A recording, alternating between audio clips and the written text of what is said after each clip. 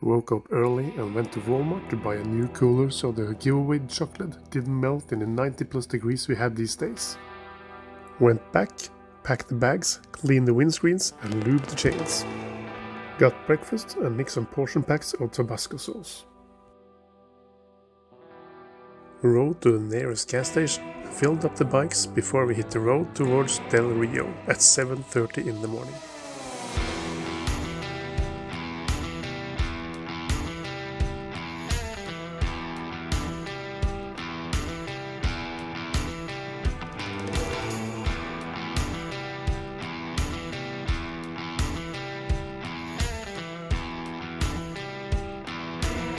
Somewhere between Dallas and Austin, and Frederick has lost his precious Stetson hat. That was kind of an issue.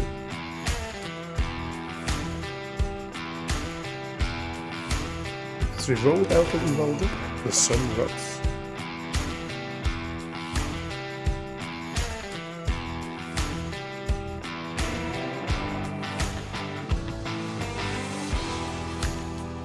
We had a nice ride all the way without any issues. It's not a very dramatic landscape, but it felt really nice to be on the road in perfect temperatures and the feeling of being on an adventure.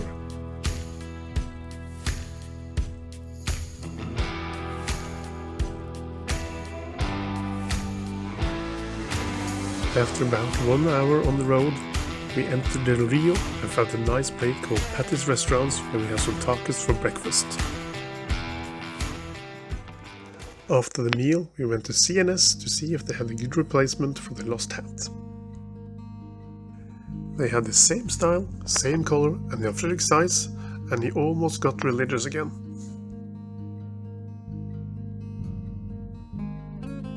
With a smile on his face, we headed north and towards Marathon.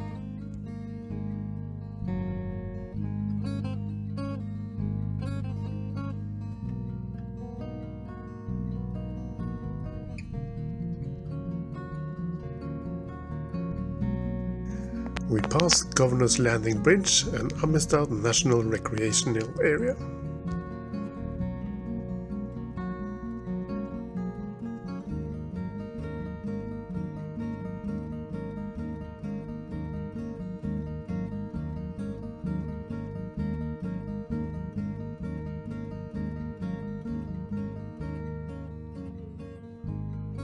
Just after Amistad, we had to stop for a border protection checkpoint.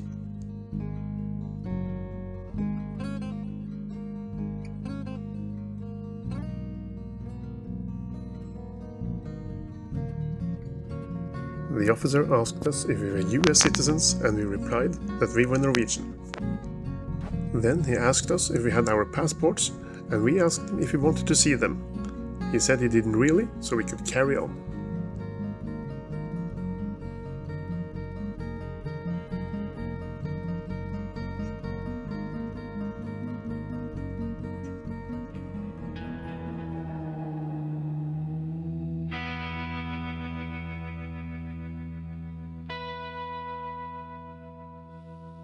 At this point, we passed a sign we didn't take much notion of.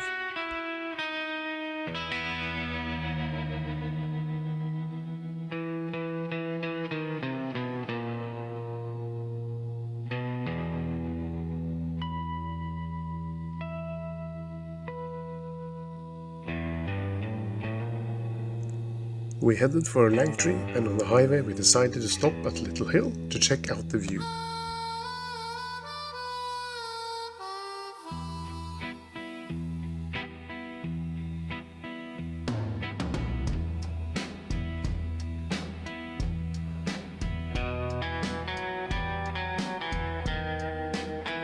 It is true, everything is bigger in the US of A.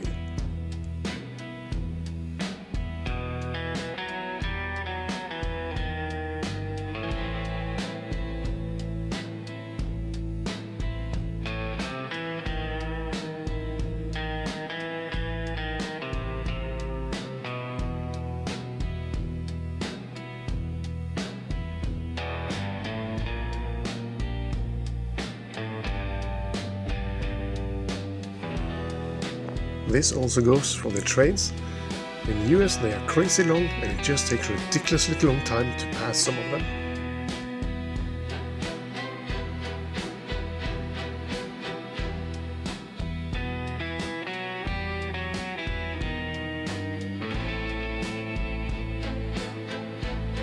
We rode into Langtry and now we realized why we should read signs. The sign said no service stations for 95 miles. There was no fuel station in Langtry and Jan Fredrik's tank was on reserve. Luckily, we saw a man at his property and asked him if he knew where the closest gas station was. We then asked him if he happened to have some fuel to spare, and luckily he had a few gallons.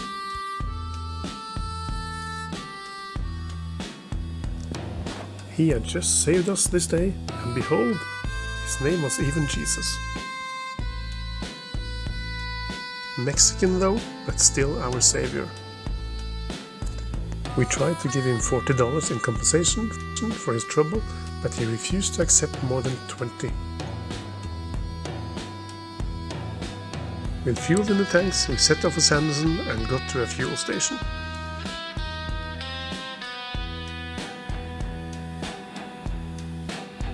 The next stop was a cool diner where we had some Texas steak sandwiches and a bear sitting next to a group of Texas Rangers. No Chuck Norris though.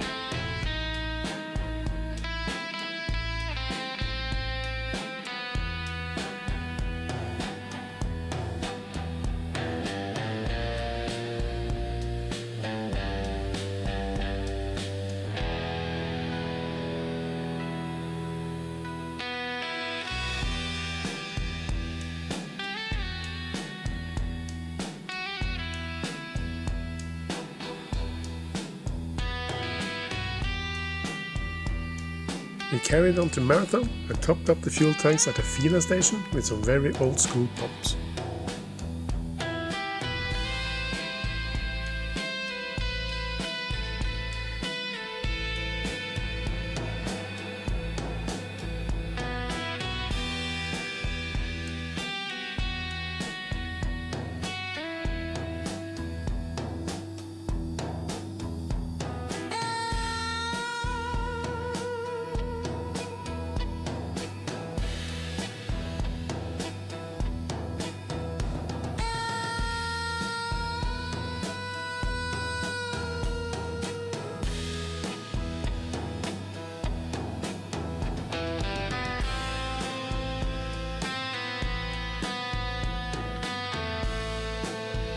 At Marathon we headed south and very soon we entered Big Bend National Park.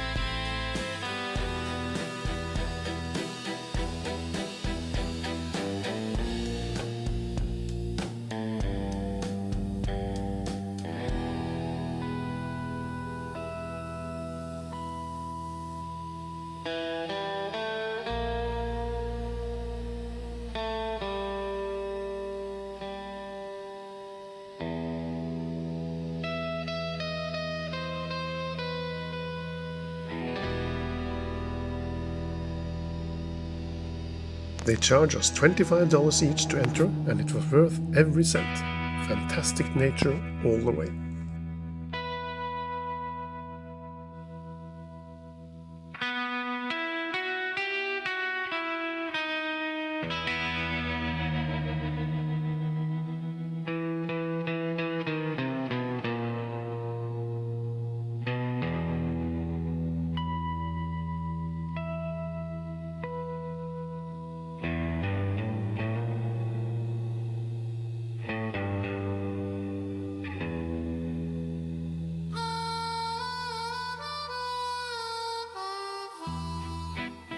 We stopped at the Big Ben Visitor Center to get stickers for the panniers and some water in the heat.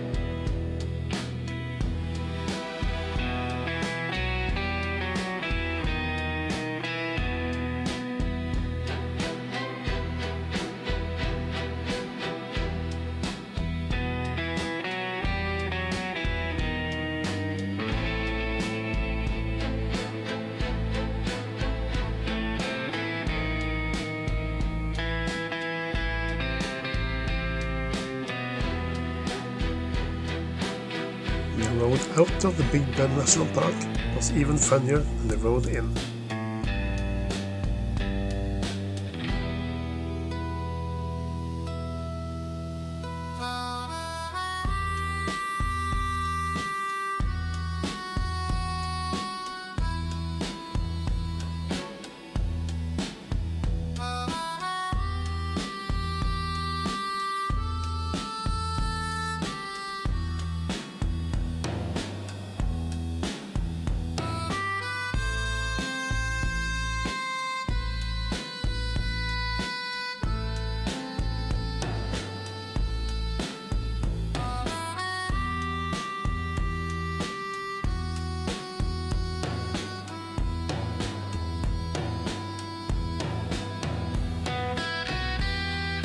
Then we stopped by Terlingua Ghost Town where we did some shopping and people watching, before we decided to have a break in the shade at the Boathouse Bar and Bungalows.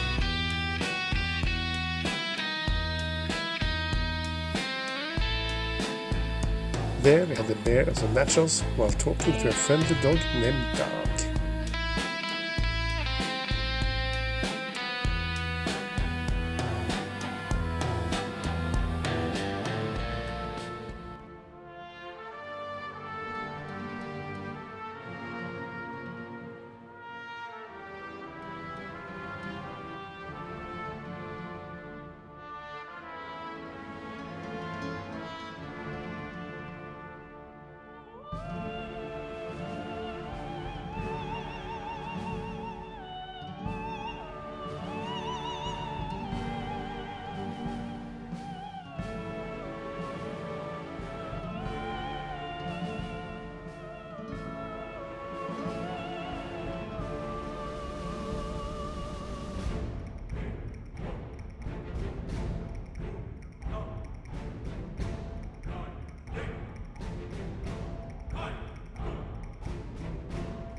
We moved on west and followed the Rio Grande all the way to Presidio.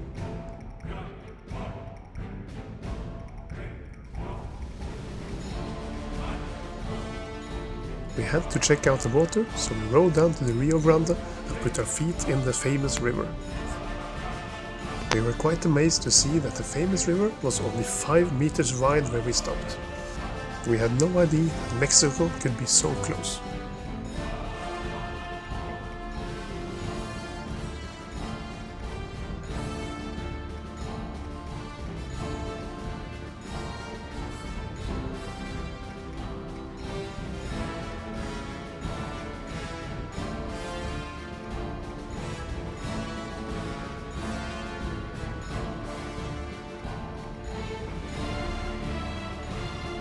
From there on, the road was absolutely fantastic, with turns and bends for mile after mile.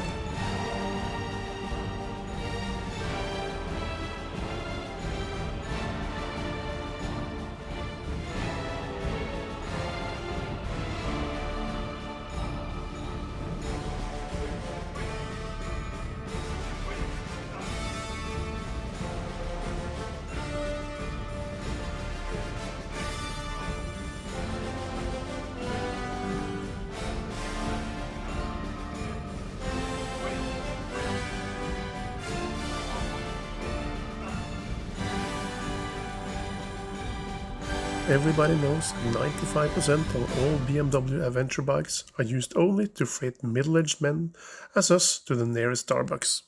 So when we saw a Starbucks sign just outside Presidio in the middle of nowhere, we decided to hit two birds with one stone.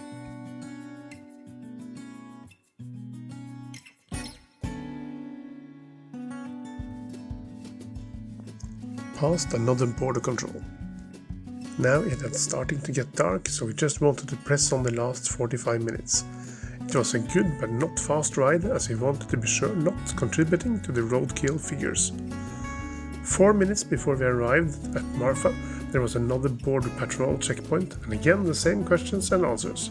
Except this time they wanted to see our passports. Joachim quickly found his and presented it, and the officers were happy. He opened all his luggage and looked everywhere, but no passport. They started to hint that he was going to be in trouble without his passport, and his nerves were getting worse. We asked if he could show another identification, and they were okay with his driving license and took it back to the office. This would get him out of the situation, but he started to get concerned that he would get in real trouble when we went back to Norway. Suddenly he noticed a pocket in his bag he had forgotten, and of course there it was. The officers were in a really good mood, and within minutes we had packed up the bike and we were on our way again. Only 4 minutes from the control zone was our accommodation for the night. Joachim had found a genuine hippie camp with cabins, camping trailers, and tents of various types. We chose, of course, the cheapest and least luxurious of them all. Just a rather big tent with no lights, but with power to charge our stuff.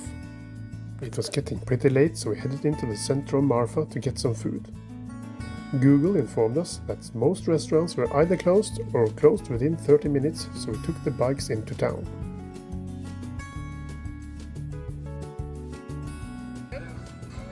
After a hit and miss, we found Planet Marfa, a pretty cool spot with a school bus as part of the inventory. We got ourselves a couple of beers and a strange meal that we probably wouldn't have eaten if we were less hungry. We had a live band who was pretty fun. After a chat with the band, we rode back to our tent and fell asleep immediately.